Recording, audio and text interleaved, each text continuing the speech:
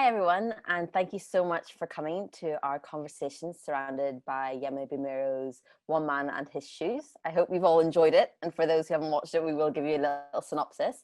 But in this conversation, we're going to talk about the sneaker culture, about Yemi's documentary, how he came to it, and about the prolific rise of the Jordan trainer.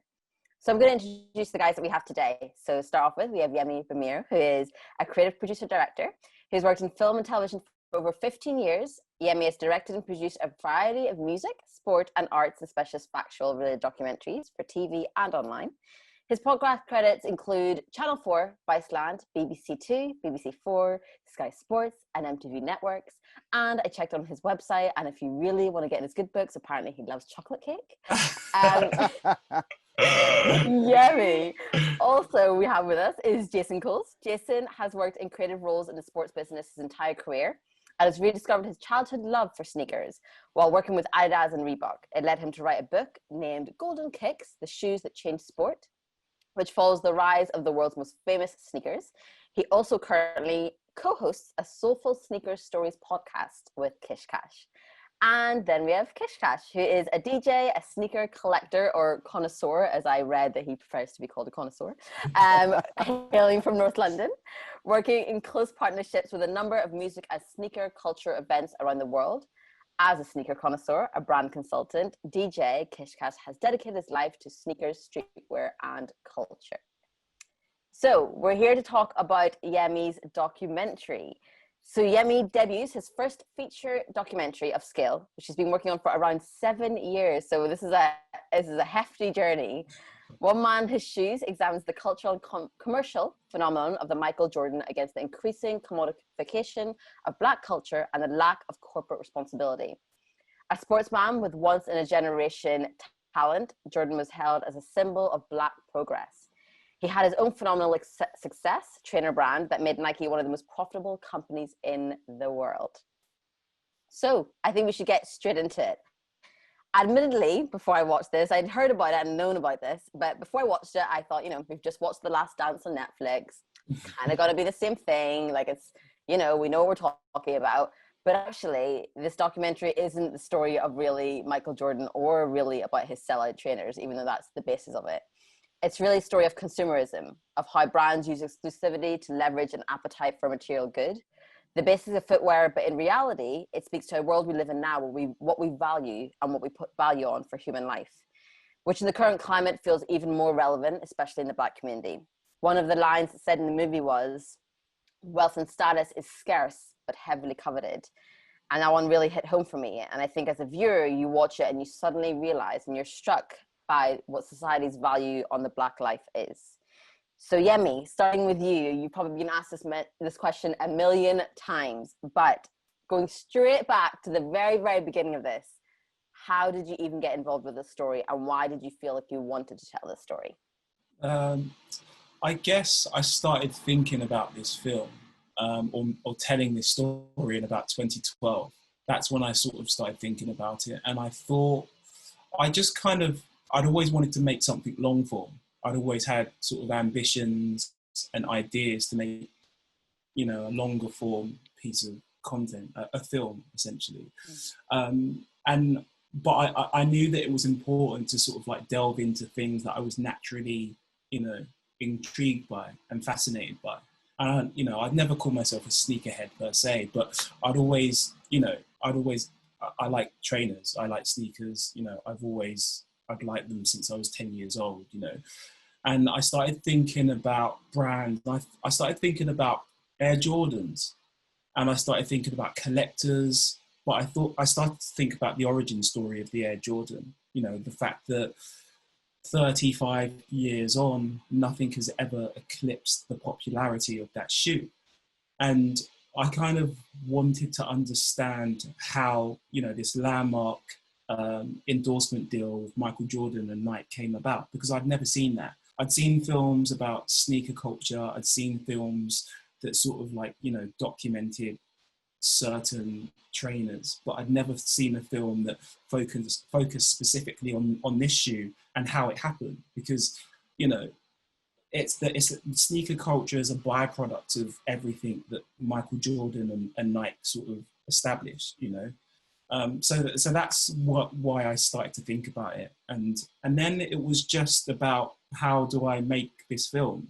It was, you know, I started thinking about the fact that all of my contributors and everybody that I wanted to talk to was in America, and I knew that it wouldn't, you know, this wouldn't be a film that I would be able to make in like a year or 2 years. So I just was realistic with myself, and I gave myself. I think at that time, it was November 2012, I wrote down a 3-year plan of how I intended to make the film. And yeah, that kind of stretched to 5 years. But I just knew that we were going to have to make this independently. You know, we tried to get finance, but I think the world was in a different place, you know, in 2012, 2013. I don't think the documentary was as revered as it is now in some quarters. You know, I think documentary it's not a dirty word anymore. It doesn't necessarily mean, you know, boring or, you know, sort of all the sort of like the tropes and sort of, you know, the perceptions that used to come with documentary. I think storytelling in documentary has evolved, and perhaps when we were trying to get money for this, people just couldn't see it, and then also people didn't really understand the appetite that there was for this sort of storytelling. And yeah, so we just kind of like embarked on this independent, you know, endeavor, myself and my two producers, Will Thorne and Michael Marden. And yeah, they were just kind of like mad enough, you know, they were insane like me to sort of like go on this journey, and we just kind of set about doing it. And you know, here we are now. And here we are, yeah, in 2020. Yeah. I wanted to ask you, you said in an interview recently that you didn't want to revise history or rewrite it and leave anything out. And watching it, I did feel like that was key. The story goes from a romanticized version of the growth of Air Ones, and it catches you off guard sort of when it goes a bit left. Even I was a bit like, wait, what? Wait, this is getting quite dark. When you originally storyboarded it out, was that your intention? Well, I just knew that like anyone that knows about, you know, anyone knows about Air Jordan, the history of Air Jordan sneakers knows that, you know, in the late 80s, there were so-called sneaker crimes of, you know, in New York and sort of like in loads of sort of, you know, impoverished communities across the states of like young kids getting jacked for their Air Jordan sneakers. It's very well documented. And I was a little bit, I didn't really want to shy away from that. I wanted to explore it because, you know, the tragic reality is it still happens today. Kids still get, you know, murdered and robbed for their Air Jordan sneakers. So for me, it was just part of the unfortunate history of the sneaker, you know, so I didn't want to sort of, you know, leave that out or sort of revise it, because it's you know, you can Google it and go on YouTube and find sort of like local news stories across the states about this stuff happening. And I think having met families who sons or daughters have unfortunately, you know, been victim to this, I felt it was even more important to tell their story in a way. But the entry point to this documentary was always fandom. It was always because I was interested in Air Jordans and because I appreciated the fact that no other brand had done this before, you know, in terms of like, you know, take an African-American man who was obviously incredible at basketball and then, you know, just turn him into the most marketed, you know, sports athlete in history. That had never been done before.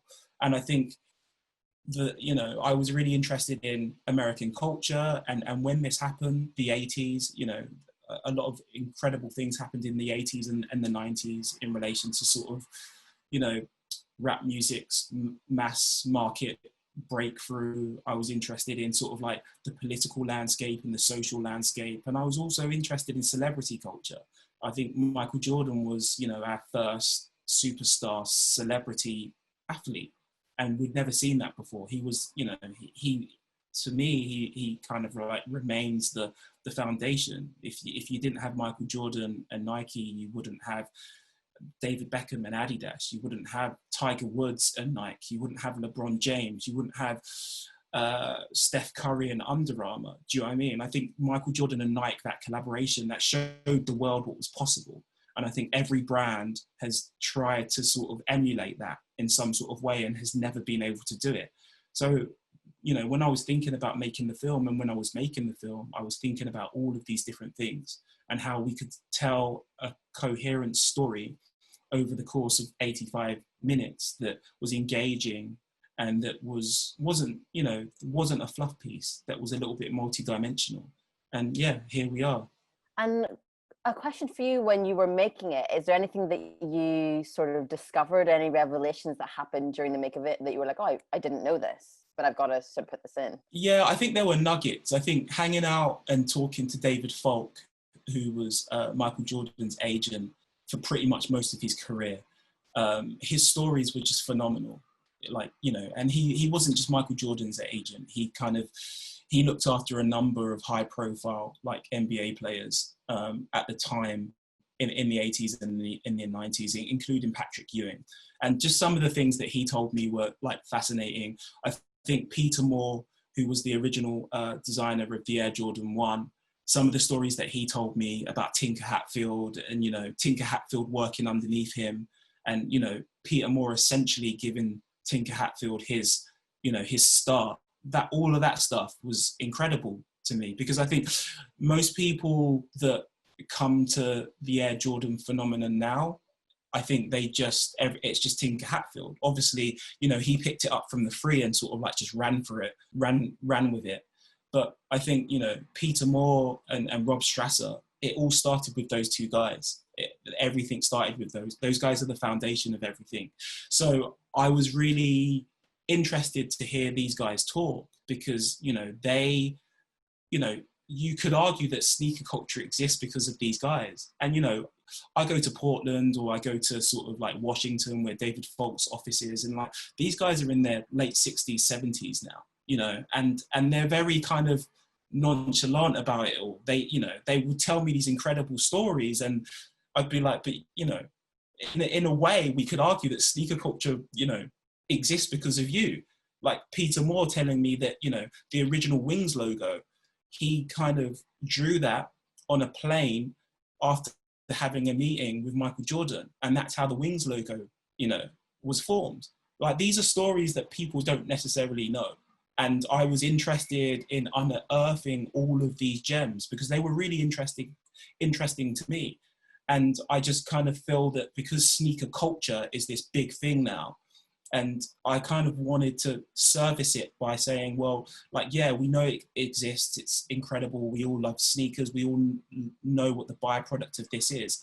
But, you know, these guys are in many ways the original architects of all of this. Do you know what I mean? So, yeah, I was interested in all of that. And, yeah, I love talking to those guys. Yeah, the nuggets. I guess the nuggets are the most important.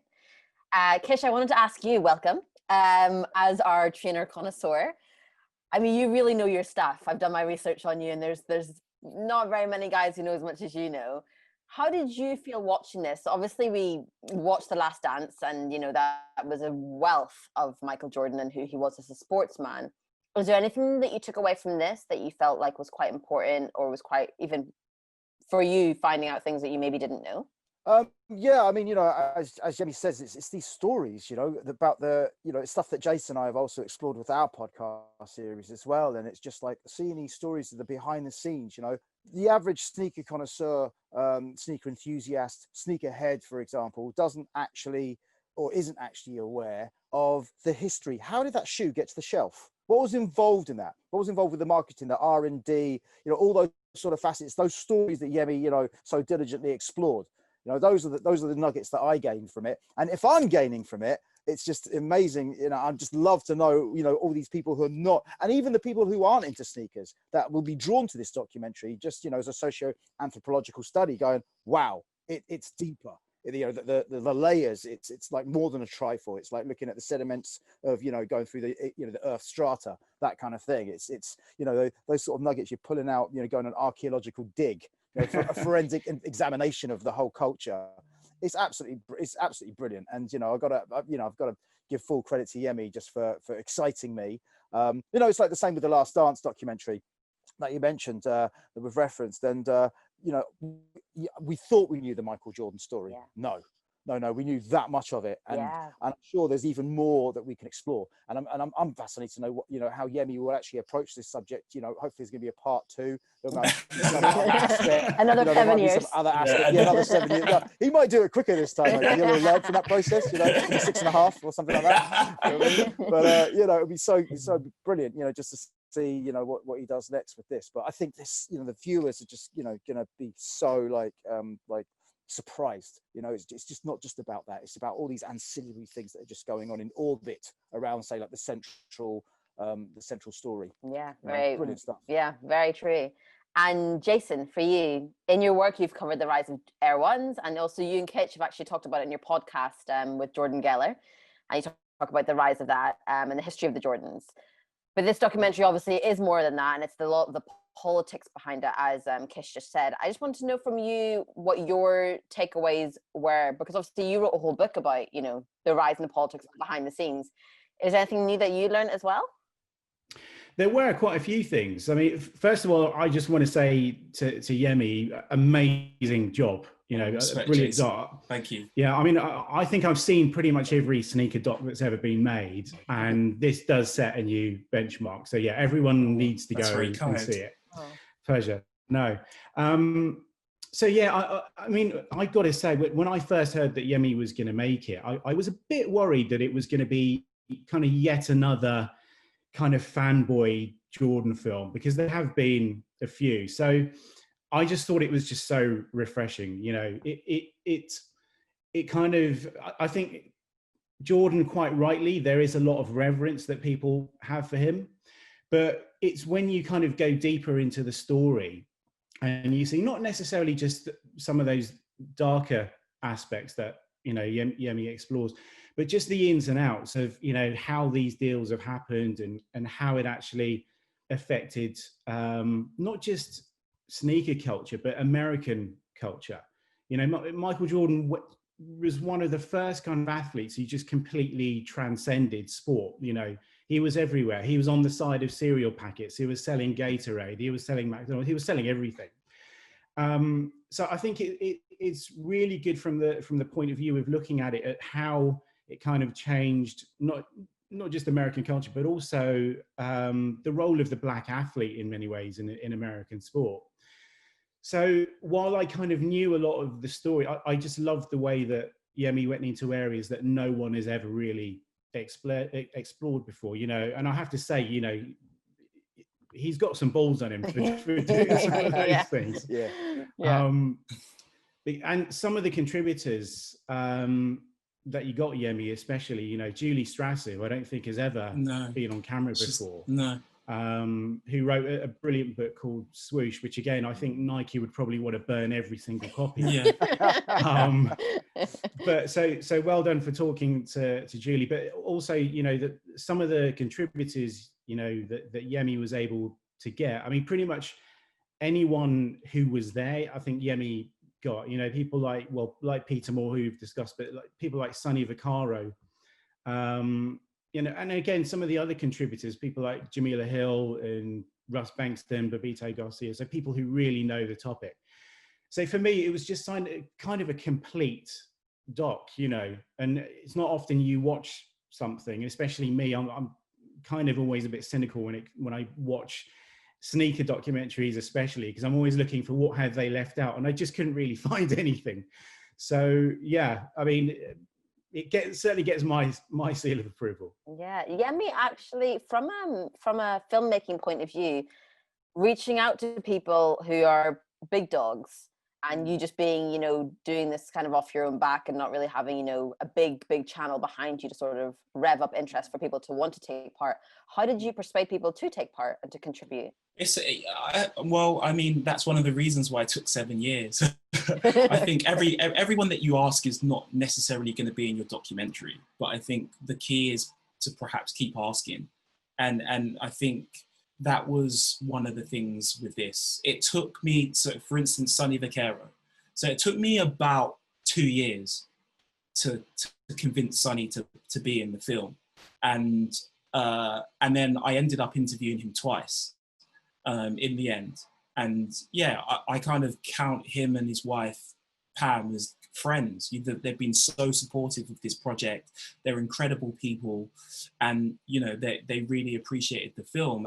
And it just helped. I think what really helped me out was kind of like connecting the dots. So for instance, Roland Lazenby, Michael Jordan's biographer, he wrote, you know, the most definitive, in my opinion, book, has written the most definitive book on Michael Jordan, called The Life. It's incredible. It's sort of like, you just need to read that book and then you pretty know it all there. And he spoke to everybody in that book. So I interviewed him pretty early on. I interviewed Roland Lazenby in about 2014. And then he was really kind, and he sort of like helped me get in touch with Sonny. And then I think once I got in touch with Sonny, I was able to get in touch with Jim Riswold and Peter Moore. And it's just kind of like connecting the dots, you know, because I think people want to know who else is involved. And I think once I'd spoken to Peter, I was able to sort of, you know, make contact with Julie. And yeah, Julie was incredible. She's an amazing woman, and people don't know that she worked at Nike quite early on, and she was around when, you know, Rob was there, and Rob, you know, was sort of laying the foundations of what, you know, Nike's basketball division would be. When they were trying to work it out, it was Rob and Peter and a little bit of Phil Knight. So in terms of getting people, it was just, you know, just emailing people and asking them. And to be completely honest with you, I think there's a part of, you know, we've all got egos. And I think if some random guy from South London calls you up or messages you on email saying, you know, I'm willing to sort of like fly across the world to sort of interview you about your life or about your opinions in relation to this, most people will be like, oh yeah, cool, come and talk to me. And I think that's what it was. There was a lot of goodwill, and people were really kind to me and, you know, generous with their time. And yeah, I just put it down to that. I just put it down to people, amazing, you know, wanting to be a part of it and tell their part of the story. So amazing. So moving on to the culture of the sneaker. Obviously, you guys, maybe more Jason and Kish, really know what they're talking about. But Kish, you grew up in a small market town of Aylesbury, but you said that you used to go... you have done your research. Wow. Research. Okay. But you used to say that you used to run into Soho every chance you used to get, because you just felt like Soho was like the soul. It had, you know, it just had so much heart. Yeah. Growing up, what was the buzz? What sort of created this like culture that you were like, I've got to be part of this? What was the buzz? I don't know. I've just been an inquisitive dude, I guess, at the end of the day. But you know, I've just been into different things. You know, growing up as a kid, things that I gravitated towards was music. So deeply into my music, you know. So going into Soho, you know, I'd find more record stores than I had in my hometown, and I'd be able to get better hip hop records, got Groove Records or Red Records, and all these other seminal record stores back then. Clothing wise as well, you know, you have just more there. There was just more in London, and as soon as I was, you know, able to jump on the train and just you know, head in, I did that, and that was the thing. It's just like trying to explore, just get involved, and yeah, I mean, you know, Aylesbury didn't have a predominantly big football club. Aylesbury United's never really got to the heights. You know. Yeah, exactly. So, you know, football culture was, for me, it was a kickabout in the street or in the park with my mates, and, you know, you was wearing trainers, you know, and you had a certain selection as a kid. You know, I used to gravitate towards certain iconic athletes of the time, but nowhere near the status of what Michael Jordan would later accomplish. You know, you like you know, Bjorn Borgs, for example, you know, your Seb Coes, all these sort of things, you know, and you know, wishing to emulate footballers, but anything that footballers wore obviously could only be worn on the pitch.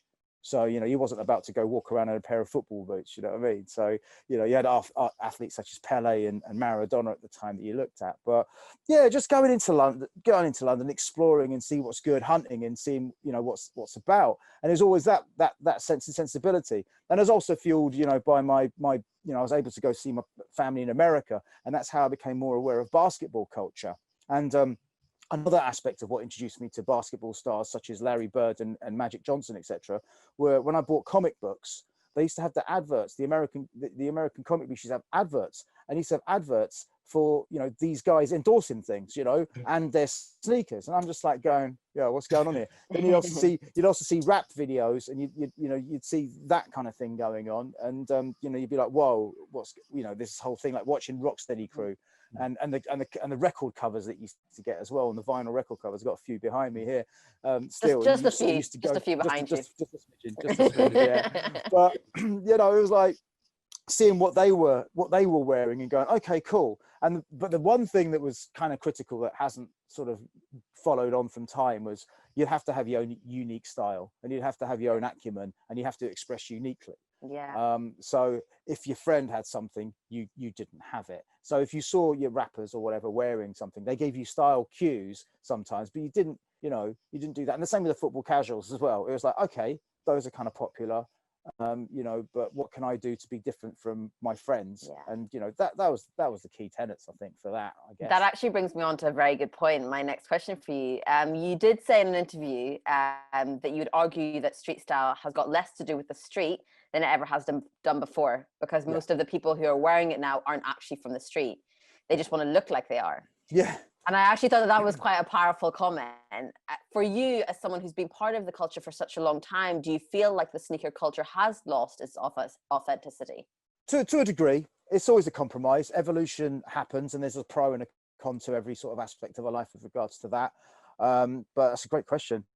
You know, I'm looking at, you know, things sort of like, it's not half full, half empty. It just is, and we just sort of try to mediate, and discussions such as this will hopefully help to inform and educate people, in documentaries such as Yemi is so diligently approached and done. Again, we'll find, you know, people find references, and they'll be inspired as well, and they'll hopefully start to look at things deeper and differently, with a different consideration, a higher level of maturity possibly. But yeah, I mean, you know, with the tipping point, one thing I have got to be critical about for the sports brands, is that they're willing to take from the street, but how much are they willing to give back? You know, that's the key thing here. You know, we've seen a negative side of things with the documentary, and it's the same with any sort of commodity in life. You know, the aspirations of somebody who doesn't have wants, and some people will go to whatever lengths it takes, even approaching in a negative manner. So you get carjackings and so on. I want that, and blah blah blah and all this. But the thing is, it's more immediate with what's on your feet, and the after effects are that hit home that much more, you know, when we see that. So markets, you know, the marketing thing, the whole resale thing that's going on right now, I think that's really having a negative effect, putting a value of commodity on things. For me, these sneakers here mean stories. You know, they mean the people I've met through them, the design process in there, you know, what happened, how did we get to that, what inspired them, who's been wearing it, what does it do to them, how does it affect them? You know, that's the key thing. Yeah. And That's right. when people just go cha-ching, that's money, money, money. It just, you know, it's like, okay, cool. But when the majority of people are looking at things in a fiscal fashion, then it just sort of erodes the character, it erodes the integrity of it all, I feel. Yeah, and actually, that's the key thing. Yeah, it's a very good point, because I think, Yemi, actually, you not being like a big sneakerhead meant that you could detach yourself from the actual product. And what I think you did really cleverly is, at the beginning it was like, wow, this is amazing, Michael Jordan, amazing, amazing, amazing. And then you were like, actually, let's get to the heart of this. You know, for most people, buying shoes or buying anything is an endorphin rush. That's what consumerism is based on, an endorphin rush. And for you making this, did you feel like it was important for you to sort of tell the dark side of consumerism and that endorphin rush?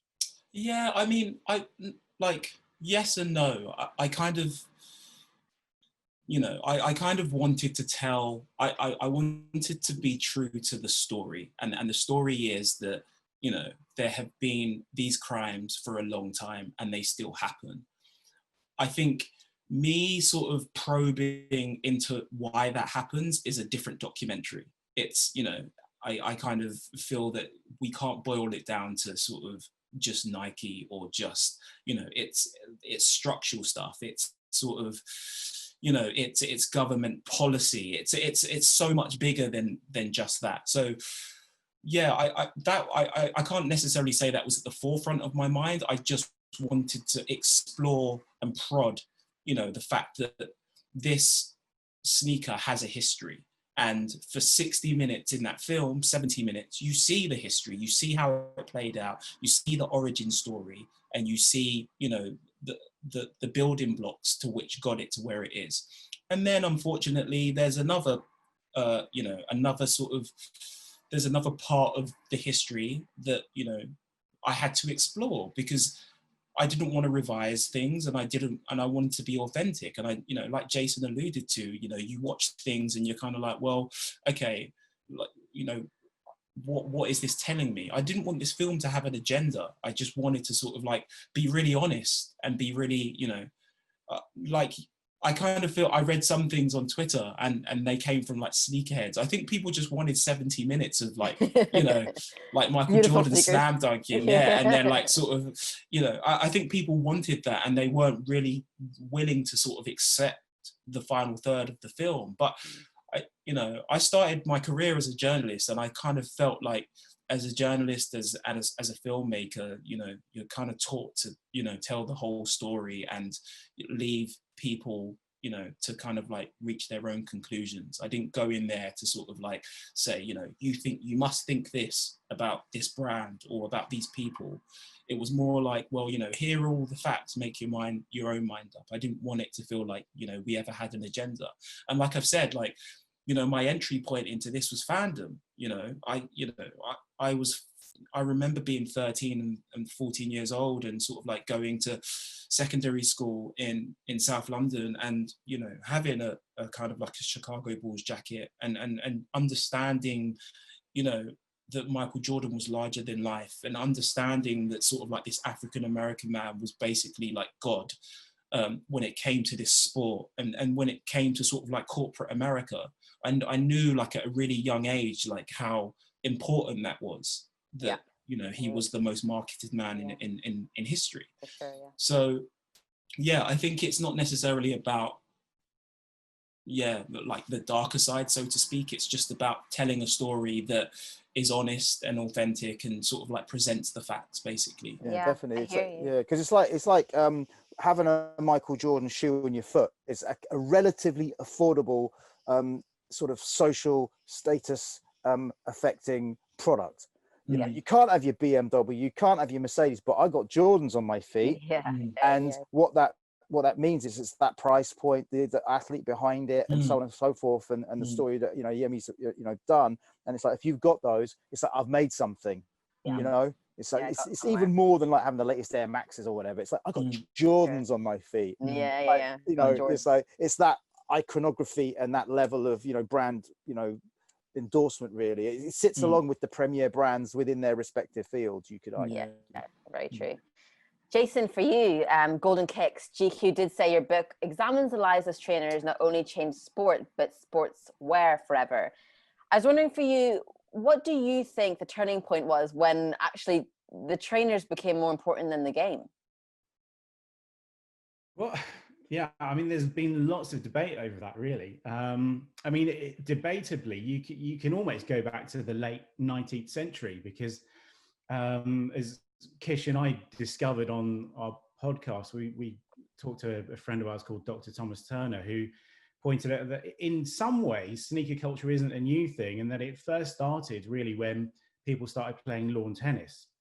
And because it became kind of a cultural thing and a status symbol thing, people wanted to wear the right clothes. And so those early tennis shoes, and that's why that term came about for a long time, tennis shoes, became, you know, that thing that kind of, you know, made you stand out in society in many ways.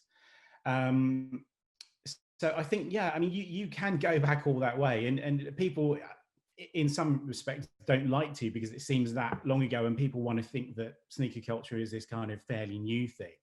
But really it isn't, and it's kind of gone through cycles, you know, probably, well, through the last 100 years in many ways.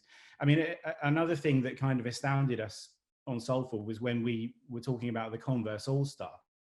You know, in 2017, that shoe was 100 years old. And yet, you know, I can't remember, I think they still sell something like 250,000 pairs a day, which when when you realize that shoe's 100 years old, if you were to tell someone that, I don't know, maybe they wouldn't wear them so much. but that's the way it is. I think the thing with the brands especially is that they kind of endlessly recycle nostalgia and then add something new on top of it. And we've just seen that all along. Even when you look at some of the newer brands, when you look at some of the brands that are kind of only recently coming into it, so people like Balenciaga and Dior, etc. When you look at a lot of those shoes, so I guess the uninitiated, they look like kind of new, very futuristic designs. I guess to the slightly older hats, we look at those and we can see certain design cues in it. So you look at that Balenciaga Triple S, and I know I'm looking at it, and probably Kish is looking at, and we're saying, well, that's an old New Balance shoe from the 80s or 90s. So I think that's the thing with sneaker culture, is that it's obsessed with nostalgia. It's obsessed with its own past. Sure. And actually, interesting enough, sort of as 2020, I think we did need a question, at this point, if it is about nostalgia, what does come first, the chicken or the egg? Sportswear, sports, fashion, street culture.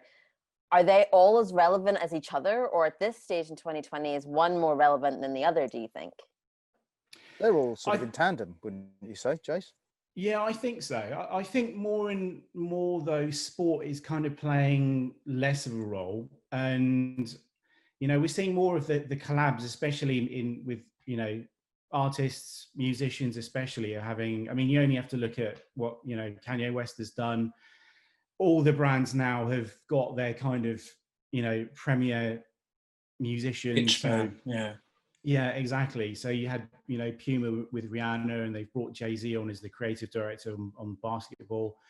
So more and more, I think, in a way, sport is having less of an influence, and I think more and more other things. So the number of collabs is just amazing. I find it amazing, when they brought out the Chunky Dunk, a Ben and Jerry's, collaboration. It's like, what is going on? Yeah. But I think. Can I ask though, Jason, for you and for Kish, does the collaboration thing feel like disappointing, or are you okay with the evolution? Sometimes not. It depends on the collaboration, how honest and what integrity it has. And if it's playful, the Ben and Jerry's one is so playful. It's fun. Everyone loves ice cream, and they probably go to ice cream parlors wearing sneakers or whatever. At the end of the day, it's a cool thing. And I look at that as a moment in pop culture. It's really sort of broken through that bubble. It's not just that microcosm, it's now exploded into the zeitgeist. It's amazing. It really is. Yeah.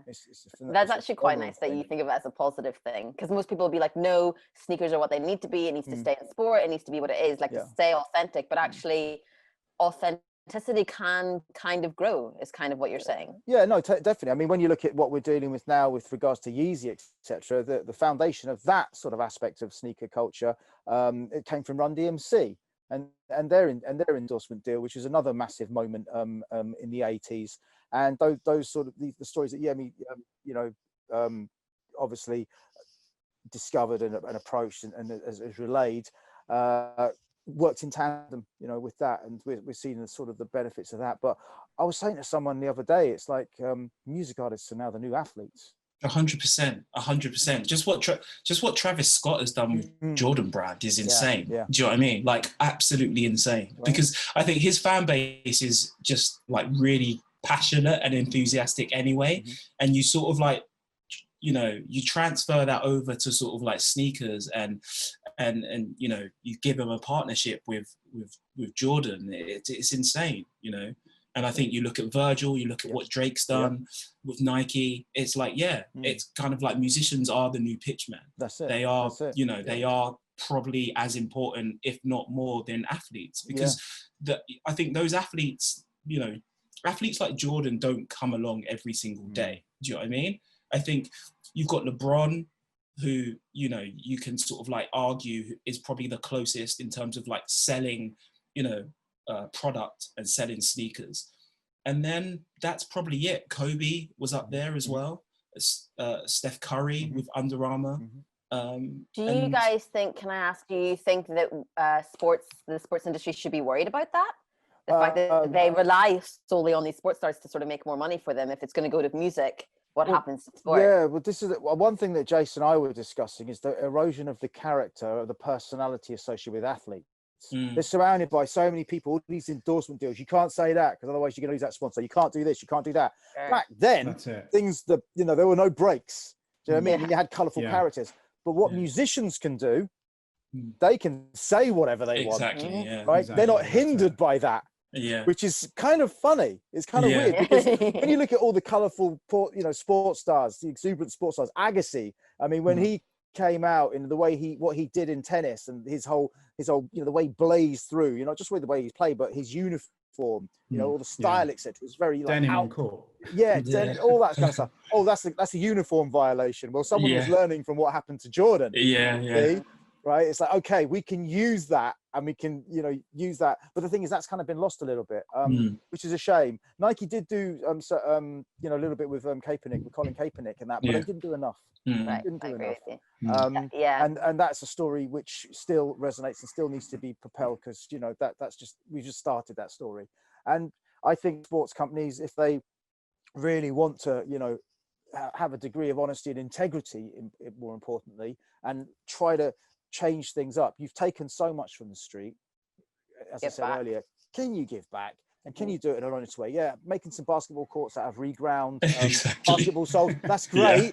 More. Mentorship programs. We need to get people, you know, channeling their passions, their anger, you know, their creativity in a more positive way. I feel. 100%. Well, then actually that, you know, my question for you, Yemi, touching on politics, definitely saw that thing at the end when, you know, also the imagery of the Black people protesting, and obviously everything was happening with Black Lives right now. And I did get a little lump in my throat, because I thought, did he have to re-edit this section to include the little Black Lives Matter thing, or was that actually already currently there, and it just shows that the Black Lives thing has been happening before the Black Lives thing became a thing? It was always there. I think you know, I think Jamil Hill said, like, Black people have always made things cool in culture, you know, and it's always been there. I kind of feel like Black culture has always been at the heart of so many things, and I don't necessarily feel that corporate America has ever, you know, really appreciated that. And I think what's happening now is just proof of that, you know. I think there's been a lot of performative activism by these companies and by these brands, but I think the proof will ultimately be in the pudding. You know, I think the Kaepernick thing and the Nike thing, you know, they took a calculated, you know, risk. They took a gamble with that, but it was calculated. They're shrewd operators, and, you know, they endorsed Kaepernick, and, you know, some people in Ohio were buying Nike shoes, but, like, you know, Gen Z and sort of, like, you know, young people were like, yeah, you know, we appreciate you for doing that, because I think people increasingly want to know what these brands they're buying into represent. And I think Nike knew that, you know, if they took this calculated, shrewd move, then, you know, then it would make sense to them. But I think that they did it because, you know, they did it ultimately because their bottom line was important. I think if you kind of, like, if you check the correlation between, you know, them endorsing Kaepernick in the way that they did, and, you know, sales of that quarter, they were through the roof. And I think, like Jamil Hill says in the film, it's like they will be on the right side of history, but they won't be on the right side of history because they care about social justice. They'll be, you know, they care about profit, and they care about bottom line, and that's, you know, internally that stuff's important. But I think the consumer is becoming increasingly, you know, shrewd and sort of, like, aware of, like, how these brands, you know, work and function. And I think, you know, a lot of it is just becoming a little bit transparent. So it remains to be seen what will happen. But, you know, these guys are not doing this stuff because they care about, you know, these issues, or they care about social justice. They care about money. They're businesses. Do you know what I mean? And you know, if they can do anything to sort of, like, leverage more money out of consumers, then they will 100% do that. If that means endorsing Colin Kaepernick, that, you know, well, that's what it will mean, and that's what it comes to. So I think it's just the way of the world. It's like masters of exploiting controversy. You know, it's like when you have a look at a headline, the Sun newspaper, the most widely read newspaper within this country, and the Mirror, etc. Sensationalist clickbait, you know, was how I would look at it, headlines if you're online. That's what it's about. And it's a similar process to selling, you know, a product. That's how you sell newspapers. That's how you sell, you know, clicks on a website. That's how you sell product, you know. Yeah. It's the attraction. So sort of wrap it up towards the end. Jason, I wanted to ask you, considering we've said that with visibility for consumers and visibility for brands, and whether they're authentic or not, they kind of feel like they have to be visible. What do you think the future of sneaker culture is, and for the brands is, if they have to be this visible all the time? Well, I think they need to start kind of empowering people again, because arguably, and something that Yemi touches on in his film, is that by kind of making these athletes and people into huge stars, in many respects, they've kind of robbed them of their voices.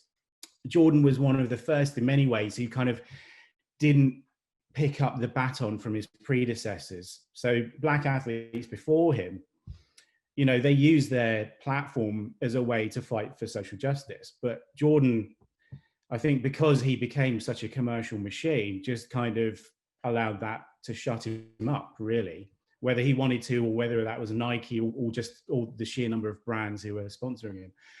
And I think the problem was that you had a whole succession of athletes, probably up until recent times, who were in a similar position. They couldn't really speak out about social justice because effectively they were being paid hush money. I think that's probably, for me, in terms of where sneaker culture goes, I think these brands need to now change their relationships with the people that buy the shoes, but also with their athletes, to get them to really fight for that. You know, everything that's been happening this year, it's got to change. You know, I think in many ways, you know, taking a knee isn't enough. And I think it was great what Nike did with Kaepernick, but it just wasn't enough. And so I think that's what really needs to happen.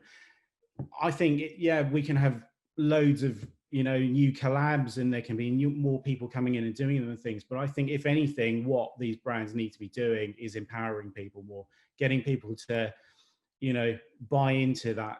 When you buy those sneakers, you're effectively empowering, you know, those athletes, those artists to speak out more. I think that's really what needs to happen. It's got to be more than about just buying shoes now. Yeah, it's actually interesting, because you're wanting it to go from being this exclusive, hungry endorphin rush to actually, we need empowerment.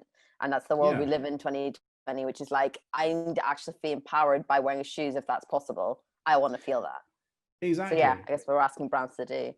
To wrap up, Yemi, I think because this is your doc and your starring moment, I want to ask you, so people know, what do you have coming up next, or what are you working on? What's your, now that you're going to be worldwide famous, because Nike are probably going to come after you and be like, dude, what are you doing? What do you think you're going to do next? I don't know. I've got some ideas. I want to make more films. You know, I kind of want to make multifaceted, multi-dimensional films that I think, on the one hand, you think tell you one thing, but if you kind of like peel back a little bit more, you know, it's about so much more interesting, you know, elements of that story. And those are the sort of, you know, that's the storytelling that I'm interested. Those are the kind of like narratives I kind of want to explore. So there's nothing concrete at the moment, but yeah, I'm definitely thinking about how I can, you know, follow up with this film. So yeah, we'll see. Amazing. And one last question, Kish, I gotta ask, when is too many trainers to own? What number are you gonna get to? I don't think it is about too many trainers. The thing is, it's not how many I own. What my whole goal is, and Jason and I have spoken about this at length, is we're archivists. We're preserving the future. We're trying to put everything into context. What Yemi's doing is trying to put those stories into context. We're responsible for that. And otherwise history is going to be lost, and all these stories and all these fantastic designs and everything that's associated with it will be lost. So it's important that we try to preserve that. God, I wish I was your shoe size. I'd be over there in like a minute. Thank you guys so much for being part of this and having this conversation. For anyone who hasn't seen it, go and see it. It'll be at the BFI, but also find it, because it's an incredible story and told in a very authentic way. And I think you'll take a lot more from it than just, these are amazing trainers and this is about Michael Jordan. This has got a lot of depth and a lot of things I personally also learned. So yeah, well done, Yemi. It was amazing. Thank you. Great job. Great job. Thanks, Absolutely guys. brilliant.